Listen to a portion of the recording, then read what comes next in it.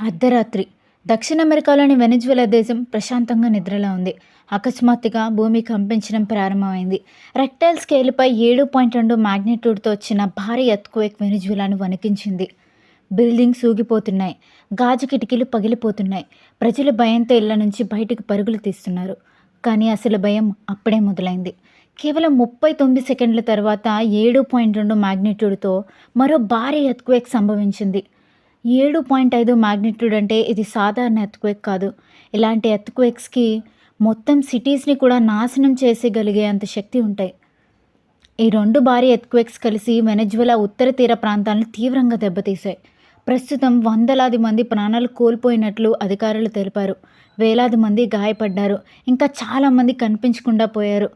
ప్రకృతి తన శక్తిని చూపించడానికి కొన్ని సెకండ్లు చాలంటారు కదా. భూకంపం తర్వాత వెనెజువెలా ప్రభుత్వం వెంటనే స్టేట్ ఆఫ్ ఎమర్జెన్సీని ప్రకటించింది. ఆర్మీ, రెస్క్యూ టీమ్స్, మెడికల్ స్టాఫ్ను వెంటనే ప్రభావిత ప్రాంతాలకు పంపించింది. ఇంకా ఆఫ్టర్ షాక్స్ వచ్చే అవకాశం ఉన్నందున ప్రజలను జాగ్రత్తగా ఉండాలని ప్రభుత్వం హెచ్చరించింది. వెనెజువెలా అధ్యక్షురాలు డెల్సీ రాడ్రిగ్విజ్ మాట్లాడుతూ, ఎక్కువ మంది ప్రాణాలను కాపాడడమే మా మొదటి లక్ష్యం అని చెప్పారు.